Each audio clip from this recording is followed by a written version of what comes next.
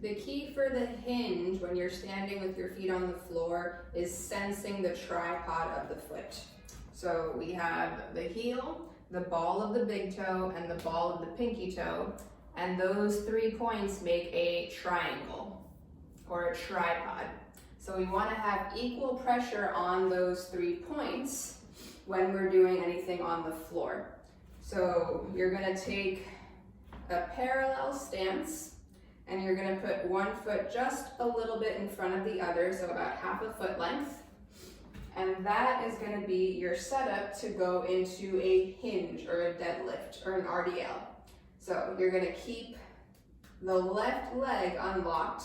The back foot is going to be the working leg here. So my right foot doesn't have much weight on it. My left heel has a lot of weight on it, but I also have those other 2 points planted into the floor.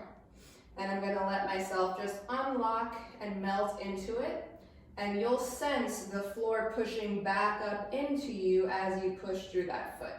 And the more that you feel heel and a little bit of a hip tuck underneath, just like the hook line bridge, you're going to feel that hamstring and the abs start to work together. So now from here, you're going to keep one hand on your hip just so that it's helpful to feel that the pelvis is moving. And you're going to go into a hinge with your right hand hovering right over the left toes. And now you're already pushing that tripod, so you're just going to push even harder and stand back up. This knee never straightens, so it never locks out. It's always a little bit soft.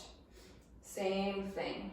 So you're going to go down. You can inhale as you descend, exhale as you stand up.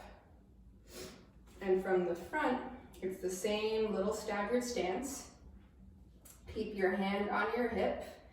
You should feel that whatever side you're on, in this case my left, my rib cage is a little bit lower down, which you can see my shoulders. So that helps my abs work with my hamstring because my hips are a little bit rolled beneath me and I have most of my weight shifted back. So this hip is behind the other hip. And that's how I'm going to be doing my deadlift. So I'm coming down, this hand always stays right on top of the foot because that helps me further turn my body over the left side. Now, if this feels easy, just body weight, you can add a small weight and hold it in this hand. So this is an 8-kilo kettlebell. Same exercise, so we're turning to the left. We're going to keep our hands on our hips, and I want you to feel that as you lower down, that weight should go right above the toes, and as you push through that tripod, the weight still stays right over the left side. So it never comes over here because then you wouldn't be turned and loaded into the side we're trying to work. From the side, it looks the same. So coming down here, you're allowing the knee to unlock a little further, and then you're pushing very, very hard through that foot, especially the heel. And you should feel the entire leg working, but definitely some abs and hamstrings on the leg that is back.